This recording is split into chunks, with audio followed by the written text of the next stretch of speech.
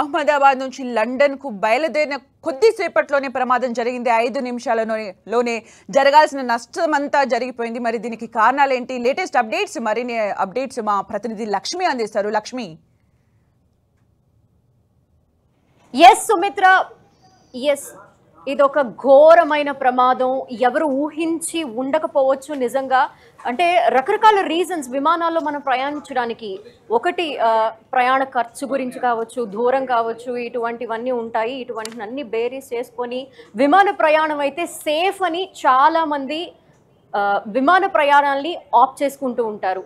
అలాంటిది ఈ రోజు జరిగిన ఈ దుర్ఘటన గురించి మాట్లాడుకుంటున్నాం. అత్యంత బాధాకరంగా అనిపిస్తోంది. ఎందుకంటే ఒకళ్ళు కాదు, ఇద్దరు కాదు, 242 మంది ప్రాణాలు ఏమయ్యాయో కూడా తెలియట్లేదు. అసలు ముందు చెప్పాలంటే వాళ్ళు ఎలా ఉన్నారు, చనిపోయారా, ఎవరైనా బతుకున్నారా, ఒక్కరైనా బతుకుంటారేమో అన్న ఆశ చాలా మందిలో కనిపిస్తోంది. సో ఈ ప్రమాద ఘటన గురించి, ఆ ప్రమాదం ఎలా జరిగింది అనే విషయాలకు సంబంధించి ఇప్పుడు మనం తెలుసుకునే ప్రయత్నం చేద్దాము. చూస్తే విమానం టేక్ ఆఫ్ అయిన ఎగ్జాక్ట్గా 5 మినిట్స్, ఆల్మోస్ట్ చెప్పాలంటే ఒక 6 మినిట్స్లో ఈ ప్రమాదం జరిగింది. అండ్ టేక్ ఆఫ్ అయిన ఘటనకు మనం చూస్తే ఇక్కడ ఎగ్జాక్ట్గా ఇదే అహ్మదాబాద్ ఎయిర్పోర్ట్. ఇక్కడ నుంచి టేక్ ఆఫ్ అయింది. ఇది రన్వే, మనకు కనిపిస్తున్న ఈ ప్రాంతం అంతా కూడా రన్వే. ఇక్కడ నుండి టేక్ ఆఫ్ అయిన ఎగ్జాక్ట్ 6 మినిట్స్లోనే ఈ ప్లేస్ మనం ఎక్కడైతే చూస్తున్నామో ఇది మేఘాని. మనకి ఇక్కడ రెడ్ మార్క్ వేసి కనిపిస్తున్న ఈ ప్లేస్ అంతా కూడా అది అహ్మదాబాద్ ఎయిర్పోర్ట్ అయితే ఇది మేఘాని. ఇక్కడ క్రాష్ అయి ప్రమాదం జరిగింది. ఎగ్జాక్ట్ ఈ ప్రాంతం అంతా ట్రావెల్ అవ్వడానికి జస్ట్ 6 మినిట్సే. నిజానికి చెప్పాలంటే ఈ ప్రాంతం నుండి టేక్ ఆఫ్ అయిన 1 మినిట్ ఆలస్యంగా ఈ విమానం టేక్ ఆఫ్ అని తెలుస్తోంది. ఇది కూడా ఒక రీజన్ నిజంగా చెప్పాలంటే ఈ ప్రమాదానికి. అండ్ టెక్నికల్ రీజన్స్ ఉన్నాయి ఈ ప్రమాదం జరగడానికి అని చెప్తున్నారు. కానీ ఎగ్జాక్ట్గా ఇది ఈ ప్రమాదానికి కారణం అన్న విషయం అయితే ఇంకా ఎవరు చెప్పడానికి కూడా ఆస్కారం లేదు. అంటే రకరకాల రీజన్స్ ఉంటాయి ఒక ప్రమాదం జరగడానికి. అందులోనూ విమానానికి సంబంధించి, అంటే రోడ్డు ప్రమాదాలకు సంబంధించి మనం చెప్పేయచ్చు ఎలా జరిగింది అన్న విషయం, అది ఎందుకు జరిగింది అని. అందులో మేజర్గా మానవ తప్పిదాలు కనిపిస్తాయి. బట్ ఇలా విమాన ప్రమాదాల విషయానికి వచ్చేసరికి అది టెక్నికల్ రీజన్సా, వాతావరణం వల్ల మార్పుల్లో వచ్చిన కారణమా, లేదంటే ఇంకేం జరిగింది అనేది ఎగ్జాక్ట్గా చెప్పలేము. సో ఈ ప్రమాదానికి సంబంధించి కూడా మనం ఎగ్జాక్ట్గా చెప్పడానికి అయితే ఇప్పుడు ఆస్కారం లేదు. సో ప్రస్తుతం మనం చూస్తున్నాం ఇక్కడ టేక్ ఆఫ్ అయిన 6 మినిట్స్లో మేఘాని, ఇక్కడ బీజే మెడికల్ కాలేజ్కి సంబంధించిన హాస్టల్ ఉంది. ఈ హాస్టల్ దగ్గర ఏదైతే చెట్టు ఉందో ఆ చెట్టుకు తగిలి ఆ హాస్టల్ పైన కూలిపోయింది. సో ఇప్పుడు 242 మంది ఈ విమానంలో ఉన్నారు అని మనం చెప్పుకుంటున్నాము. వీళ్ళ ప్రాణాల సంగతే ఏంటి అనేది తెలియని పరిస్థితుల్లో ఉంటే ఇక్కడ మెడికల్ కాలేజ్ సంబంధించిన హాస్టల్ మీద పడింది. సో ఎగ్జాక్ట్గా ఈ ప్రమాదం జరిగింది 1:30కి. అంటే ప్రమాదం ఇక్కడ టేక్ ఆఫ్ అయింది 1:30కి అయితే 1:36కి ఈ విమానం కూలిపోయింది. సో ఆ టైం 1:30, 1:36, 2 వరకు మనం చూస్తే అది లంచ్ టైం. చాలామంది స్టూడెంట్స్, కాలేజ్కి సంబంధించిన వాళ్ళు, హాస్టల్ ఉండేవాళ్ళు అక్కడ లంచ్ చేస్తూ ఉన్నారు. మనం కొన్ని విజువల్స్ కూడా బయటకు వచ్చినాయి. అవి చూస్తూ ఉంటే అక్కడ ఆ హాస్టల్ మెస్లో ప్లేట్స్ కూడా కనిపిస్తూ ఉన్నాయి. సో అక్కడ వాళ్ళు భోజనం చేస్తూ ఉండగా ఒక్కసారిగా విమానం కూలిపోయింది. సో ఎంతమంది ఈ ప్రమాదంలో గాయపడ్డారా, లేదా చనిపోయారా, బతికున్నారా, వీటికి సంబంధించి ఎటువంటి డీటెయిల్ అయితే ఇప్పుడు బయటకు రాలేని పరిస్థితి. సో అండ్ ధనలక్ష్మి ఈ ప్లేస్ ఎగ్జాక్ట్ గా ఇక్కడ జరిగింది. ఎస్ సుమిత్ర, అంటే ధనలక్ష్మి, అంటే విమాన ప్రమాదానికి కారణాలుగా చెప్పుకుంటున్నప్పుడు వాతావరణం, సాంకేతిక లోపం లేదా కోఆర్డినేషన్, అంటే ఏటీసీ ఫెయిల్యూర్స్ కూడా కనిపిస్తున్నాయి. అయితే ప్రాథమికంగా ఏదో ఒక క్లారిటీ అయితే ఉండాలి. వాతావరణానికి సంబంధించి ఏమైనా క్లారిటీ ఉందా? మరి దీనిపైన ఎప్పుడు క్లారిటీ వచ్చే అవకాశం ఉంది? అలాగే ఎయిర్ ఇండియాకి సంబంధించిన సాంకేతిక బృందం అక్కడికి చేరుకునే అవకాశం కనిపిస్తుందా? ఎప్పుడు చేరుకుంటుంది? ఎస్ డెఫినెట్గా ఇప్పుడు టెక్నికల్ టీమ్ ఏం జరిగింది అనే విషయానికి సంబంధించి ఫైండ్ అవుట్ చేసే క్రమంలోనే ఉన్నారు. చాలామంది అధికారులు అక్కడే ఉన్నారు, ఎస్డిఆర్ఎఫ్ సిబ్బంది అలాగే ఉన్నారు అక్కడే. రెస్క్యూకి సంబంధించి అయితే ప్రస్తుతం అక్కడ అన్నీ కంటిన్యూ అవుతున్నాయి. అయితే ఎగ్జాక్ట్గా ఇది టెక్నికల్ ఇష్యూనా లేదంటే ఏంటి అనే విషయానికి సంబంధించి అయితే కంప్లీట్ డీటెయిల్స్ ఇప్పటి వరకు కూడా బయటకు రాలేదు. మనం చూస్తే ఈ విమానంలో 242 మంది ప్రయాణికులు ఉన్నామని చెప్పుకుంటున్నాం. అందులో 12 మంది సిబ్బంది ఉన్నారు. అందులో మనం చూస్తే the major pilot Sumit Sabharwal, he is an experienced person. డెఫినెట్గా ఆయన ఎక్స్పీరియన్స్ కలుగున్న పైలట్. 8200 hours ఆయన ప్రయాణం ఇప్పటి వరకు ఈ విమానాల్లో ఆయన పైలట్గా కొనసాగింది. దీన్ని బట్టి చూస్తే ఆయన experienced. So a technical errors వచ్చినా కూడా ఇమీడియట్గా ఆయన రెక్టిఫై చేయడమా లేదంటే ఇమీడియట్గా అథారిటీకి కన్సర్న్ అథారిటీస్కి చేరవేయటం కానీ ఇలాంటివన్నీ కూడా చేస్తారు.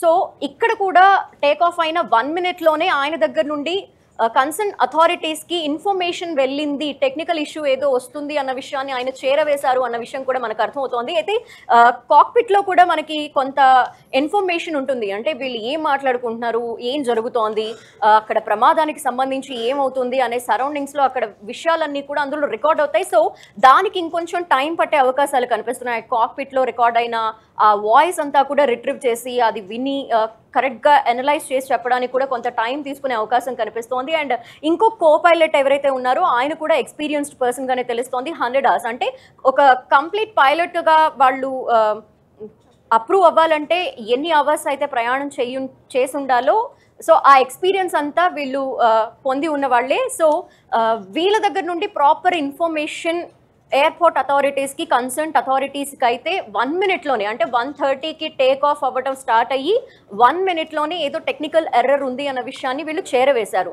బట్ కొన్ని సందర్భాల్లో ఇలాంటి టెక్నికల్ ఇష్యూస్ ఉన్నప్పుడు ఇమ్మీడియట్గా నెక్స్ట్ వచ్చే ఎయిర్పోర్ట్లోనో ఇంకెక్కడైనా వీళ్ళు రన్వే మీద ల్యాండ్ చేసే అవకాశాలు ఉంటాయి. బట్ ఇక్కడ దానికి ఆస్కారం కూడా లేకపోయింది అని మనకు అర్థమవుతోంది. అందుకే ఇది జనావాసాల్లోకి వెళ్ళి మరి అది క్రాష్ అయింది అంటేనే మనకు అర్థం చేసుకోవచ్చు ఆ టెక్నికల్ ఎర్రర్స్ని కానీ లేదంటే ఇంకేం జరిగిందో. కొన్ని సందర్భాల్లో మనం చూస్తూ ఉంటాము, లో లెవెల్లో ఫ్లైట్ వెళ్తూ ఉన్న టైంలో బర్డ్స్ కావచ్చు, ఇంకేదన్నా కావచ్చు, విండ్ ఎఫెక్ట్ కావచ్చు, ఏటీసీ సమస్యలు కూడా ఉంటాయి. ఇలాంటివి కానీ ఏం జరిగింది అనేది అయితే క్లియర్గా మనకు తెలియాలంటే ఇంకొంత సమయం పట్టే అవకాశం కనిపిస్తోంది.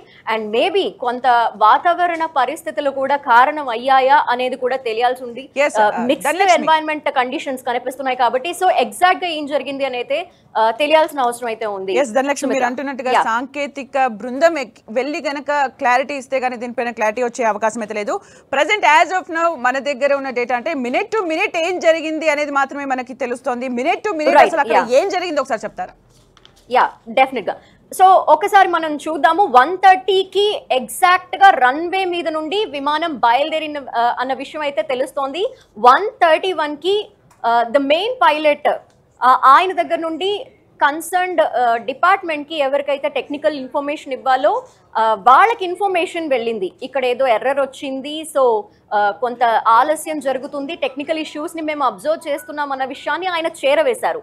అండ్ 1:36కి ఎగ్జాక్ట్గా అంటే టేక్ ఆఫ్ అయిన 6 minutes-కి 200 feet మాత్రమే విమానం ఎగురుతుంది అన్న విషయం తెలుస్తోంది. అంటే టేక్ ఆఫ్ అయిన వెంటనే అది నిర్దేశించిన స్పీడ్తో వెళ్లాల్సిన అవసరం ఉంటుంది. అండ్ ఎంత హైట్లో వెళ్ళాలి అనేది కూడా వాళ్ళకి తెలుసు ఎగ్జాక్ట్గా. సో దానికంటే తక్కువ ఎత్తులో వెళ్తుంది అన్న విషయం మనకు అర్థమవుతుంది. ఈ నేపథ్యంలోనే ఆ టెక్నికల్ ఎర్రర్ని క్లియర్ చేసుకోలేకపోయారు. అలాగే ఇమీడియట్ ల్యాండింగ్కి కూడా ఆస్కారం లేకపోయింది రన్వే మీద, అది కూడా. సో జనావాసాలున్న ఆ ప్రాంతం ఏదైతే మేఘాని ఉందో అక్కడికి వెళ్ళి అది మనకి కనిపిస్తుంది కదా, అక్కడ క్రాష్ అయిన పరిస్థితి కనిపిస్తోంది. సో 1:37కి విమానంలో సాంకేతిక సమస్యలు ఉన్నాయి, ల్యాండ్ చేయలేము, అది ఏదో జరుగుతోంది, ఇది ప్రమాదానికి దారి తీస్తుంది అన్న విషయం అయితే క్లియర్గా అర్థమయ్యి 1:38కి 700 feet ఎత్తులో ఆ విమానం ఎగురుతూ కూలిపోయిన అదైతే మనం చూస్తున్నాం. 1:38కి ఎగరాల్సిన ఎత్తు సమయం కన్నా తక్కువ ఎగురుతుంది అన్న ఇన్ఫర్మేషన్ డిపార్ట్మెంట్స్ ఎవరైతే ఉంటారో కన్సర్న్ డిపార్ట్మెంట్స్ వాళ్ళకి ఈ ఇన్ఫర్మేషన్ చేరింది. సో అప్పటికే జరగాల్సిన ఆ తప్పిదమంతా జరిగిపోయింది. అసలు ఇప్పుడు మనం చూస్తే ఓవరాల్గా అసలు ఏం జరిగింది, అక్కడ ఎంతమంది బతుకుంటారు, ఇవన్నీ ఏమీ తెలియని పరిస్థితి.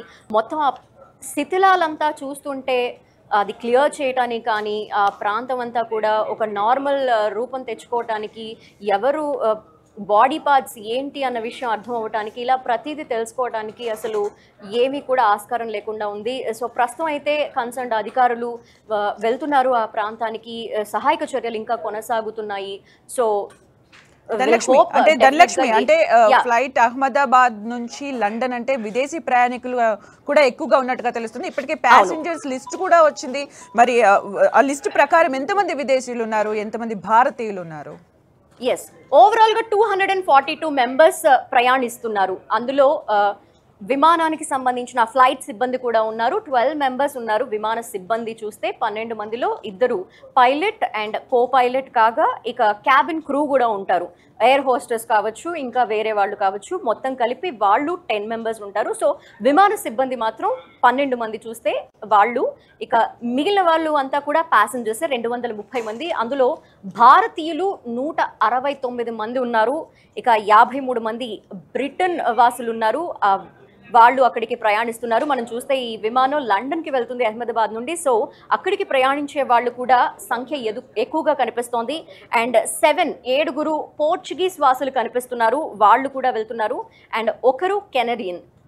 సో ఓవరాల్గా 242 మంది.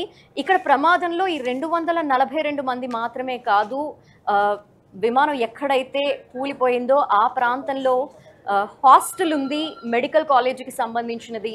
సో వాళ్ళు కూడా గాయపడి ఉంటారు, లేదంటే ఏం జరిగింది, అది జనావాసాల్లో కూలింది కాబట్టి జస్ట్ హాస్టల్ పరిసరాల్లో మాత్రమే కాకుండా ఆ ప్రమాద తీవ్రత ఎక్కువగా ఉంటుంది కాబట్టి చుట్టుపక్కల ఇంకా ఎఫెక్ట్ అయ్యి కనిపిస్తోంది. సో ఓవరాల్గా ఎంతమంది ఈ ప్రమాదానికి బాధితులు అనే విషయం అయితే క్లియర్గా మనకి ఒక అంచనా వేయలేని పరిస్థితి అయితే ఏర్పడింది. సో ఓవరాల్ గా ధనలక్ష్మి, అహ్మదాబాద్ ఇన్ఫర్మేషన్ వచ్చే అవకాశం ఉంది. అహ్మదాబాద్ నుంచి లండన్ అంటే సుదూర ప్రయాణం అని చెప్పుకోవచ్చు. అంటే ప్రయాణికులు లండన్కి వెళ్తాము అని అనుకున్న టైంలో 5 నిమిషాల్లో ఈ దుర్ఘటన అయితే చోటు చేసుకుంది. అయితే ఫ్యూయల్ ఎక్కువగా, అంటే అంతర్జాతీయ ప్రయాణాలు అన్నప్పుడు ఫ్యూయల్ నిండుగా నింపేస్తూ ఉంటారు, అది కూడా ఒక కారణం అనుకోవచ్చా? అంటే వెంటనే పెద్ద ఎత్తున మంటలు చెలరేగాయి. ఎస్, అవును. కొన్ని సార్లు ఫ్యూయల్ లేకపోవడం అనేది ప్రమాదానికి కారణంగా ఉంటుంది. కొన్ని సార్లు ఫ్యూయల్ ఓవర్లోడ్ అవ్వటం కూడా ప్రమాదానికి కారణం అవుతూ ఉంటుంది. సో ఈ విషయంలో, ఈ ప్రమాదంలో ఎగ్జాక్ట్గా ఏం జరిగింది అనేది అయితే ఇంకా క్లియర్ ఇన్ఫర్మేషన్ ఎవరు దగ్గర నుండి కూడా రాలేదు. ఇప్పటివరకు అధికారులు కావచ్చు, టెక్నికల్ టీం కావచ్చు, ఇంకా చేరుకుని ప్రాథమిక సమాచారాన్ని కూడా సేకరించే పనిలోనే ఉన్నారు. అంతకంటే ముందు ఆ రెస్క్యూ ఆపరేషన్ సజావుగా జరిగేలా వాళ్ళు ప్లాన్ చేస్తున్నారు. ముందుగా అక్కడికి ఫైర్ సిబ్బంది చేరుకోవటం, అక్కడ మంటల్ని ఆర్పడం, అలాగే ఎవరినైనా కాపాడే ప్రయత్నం చేయటం, అలాగే వారిలో ఎంతమంది బతుకున్నారు, వాళ్ళని ఏమైనా కాపాడగలమా, వాళ్ళని ఇమీడియట్గా స్ట్రెచర్ మీద నుండి హాస్పిటల్కి తరలించడం, ఇవన్నీ కూడా జరుగుతున్నాయి వేగవంతంగా. సో టెక్నికల్ అనాలిసిస్ జరగడానికి ఇంకొంత సమయం పట్టే అవకాశం కనిపిస్తోంది. అండ్ విమానయాన శాఖ మంత్రి కూడా అక్కడికి రామ్మోహన్ నాయుడు వెళ్తున్నారు. ఆయన కూడా తన కార్యక్రమాలన్నీ కూడా ముగించుకుని ఇమీడియట్గా అక్కడికి కట్ ఆఫ్ చేసి వెళ్తున్నారు. సో ఒక్కసారి అక్కడికి అధికారులంతా చేరుకున్న తర్వాత ప్రాథమికంగా అంచనా వేసి దానికి సంబంధించిన డీటెయిల్స్ అన్నీ కూడా రిలీజ్ చేసే అవకాశాలు అయితే కనిపిస్తున్నాయి.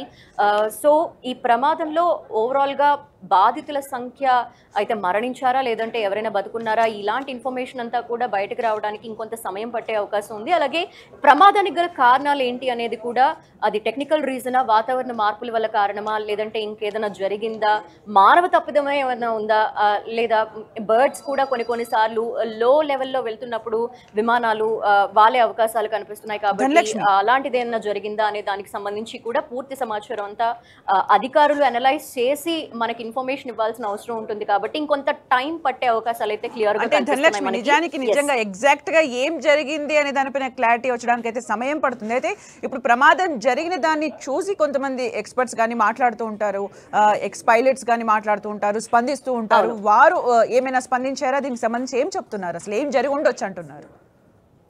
ఎస్, ఇలాంటి ప్రమాదాలు జరగడానికి బేసిక్గా మనం మాట్లాడుకున్నట్టు మానవ తప్పిదం అయి ఉండొచ్చు, లేదంటే టెక్నికల్ ఎర్రర్స్ అయి ఉండొచ్చు. అలాగే ఫ్యూయల్ నింపకపోవటం అనేది కూడా ఒక సాంకేతిక సమస్యగా చెప్తూ ఉన్నారు. మీరు చెప్పినట్టు వైట్ పెట్రోల్ అనేది కీలకం విమానాలు నడవటానికి. సో ఇది ఏమన్నా కారణమా, లీకేజ్ ఏదన్నా జరిగిందా, ఇలాంటి సాంకేతికంగా వన్స్ దానికి సంబంధించిన టెక్నికల్ టీం అక్కడికి వెళ్ళి చెక్ చేస్తే కానీ దానికి సంబంధించి బేసిక్ ఇన్ఫర్మేషన్ అయితే ఎవరు చెప్పలేని పరిస్థితి. ఎందుకంటే బేసిక్గా ఒక విమానం క్రాష్ అవ్వటం అనే విషయాలకు సంబంధించి మనం ఇండియాలో చాలా తక్కువగా వింటూ ఉంటాము, అబ్రాడ్లో కొన్ని సంఘటనలు చూస్తూ ఉన్నాం, దానికి మల్టిపుల్ రీజన్స్తో జరిగినాయి. సో ఈ సంఘటనకు సంబంధించి మనం చూస్తే ఇది మనకి జరిగిన, అంటే ఇండియాలో జరిగిన అతిపెద్ద విమాన ప్రమాదంగా కూడా చెప్పుకోవచ్చు. గతంలో కూడా జరిగే కానీ ఇంత తీవ్రత అయితే లేదు, అంతమంది ప్రయాణికులు కూడా అందులో లేకపోవడం అనేది కూడా మనం చూస్తూ వచ్చాం. వచ్చాము. సో ఇది డెఫినెట్గా 242 మెంబర్స్ అంటే ఇది పెద్ద ప్రమాదం. సో దీనికి సంబంధించి అసలు ఏం జరిగింది అనేది అనలైజ్ చేయడానికి కూడా కొంత సమయం పట్టే అవకాశాలు కనిపిస్తున్నాయి.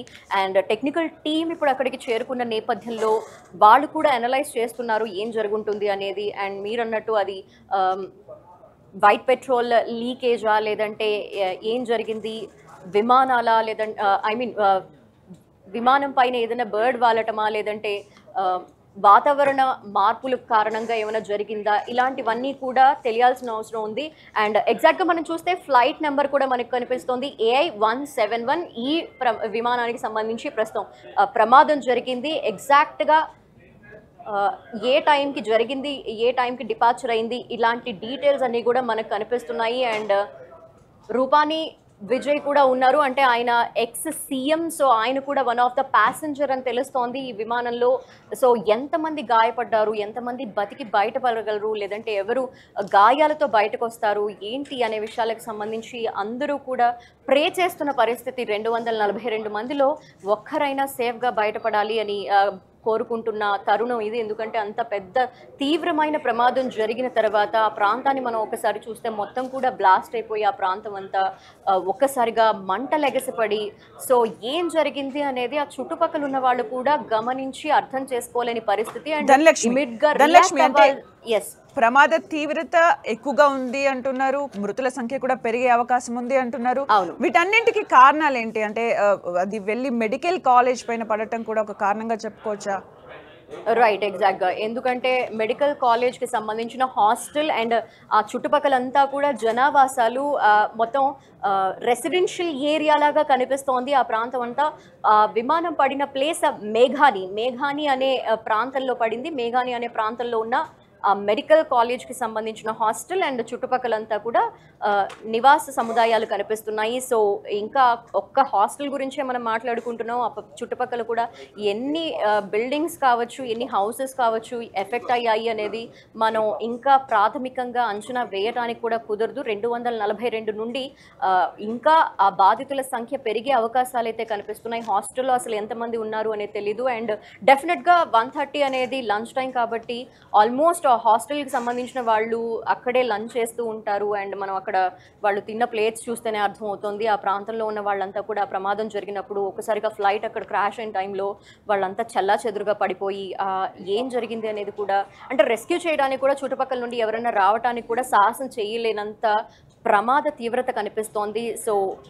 సో మనం ఎంతమంది గాయపడ్డారు, లేదంటే ఎంతమంది చనిపోయి ఉండొచ్చు, ఇది కూడా అంచనా వేయలేనంత తీవ్రమైన ప్రమాదంగా దీన్ని చెప్పుకోవాలి. అంటే ఈ ప్రమాదానికి కారణాలపైన అయితే క్లారిటీ లేదు. సాంకేతిక లోపమా, లేకపోతే బర్డ్ హిట్టా, ఇలాంటివి అయితే కారణాలు అయితే తెలియలేదు. కుట్ర కోణం యాంగిల్లో కూడా ఎంక్వైరీ చేసే ఛాన్స్ ఉంటుందా? డెఫినెట్గా ఇటీవలి కాలంలో జరుగుతున్న పరిణామాల నేపథ్యంలో అండ్ ఇండియా పాకిస్తాన్ మధ్య జరిగిన ఈ వార్ ఏదైతే పరిణామాలు ఉన్నాయో వీటి నేపథ్యంలో ఈ యాంగిల్లో కూడా డెఫినెట్గా ఆలోచించాల్సిన అవసరం ఉంటుంది. ఎందుకంటే టేక్ ఆఫ్ అయిన జస్ట్ 6 minutesలోనే విమానం క్రాష్ అవ్వటం అనేది, అందులోనూ ఇండియాలో ఇటువంటి ఘటనలు చాలా అరుదుగా జరిగాయి.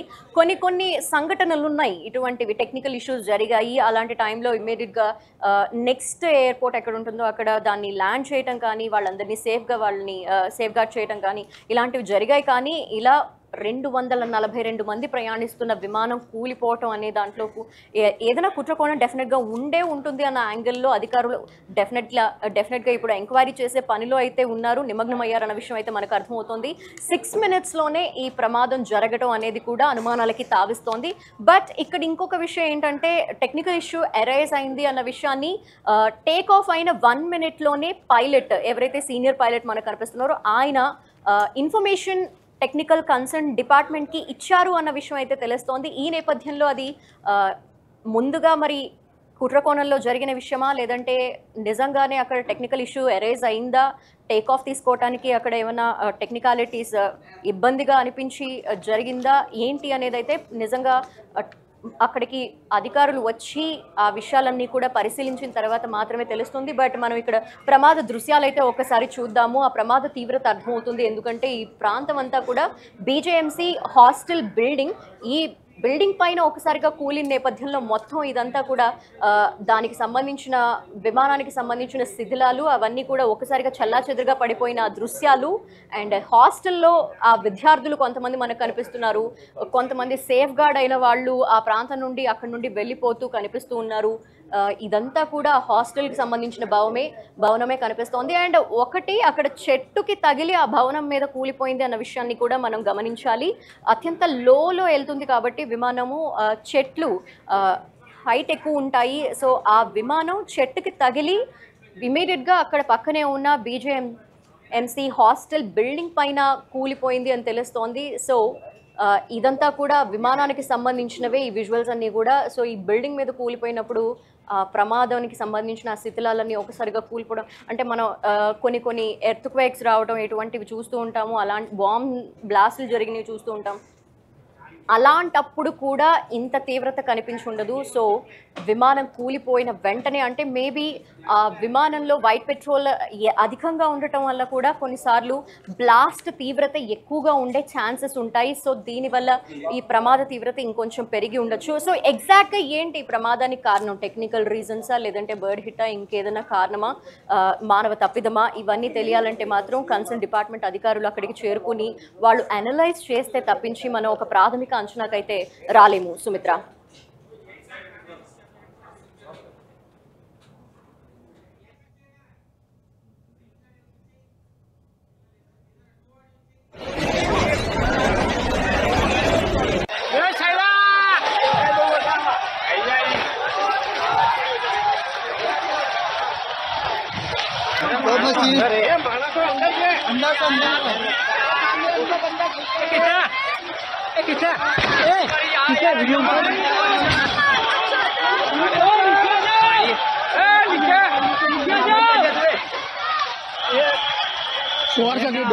पड़ी जाएगा, मरी जाए नीचे आओ मिलने।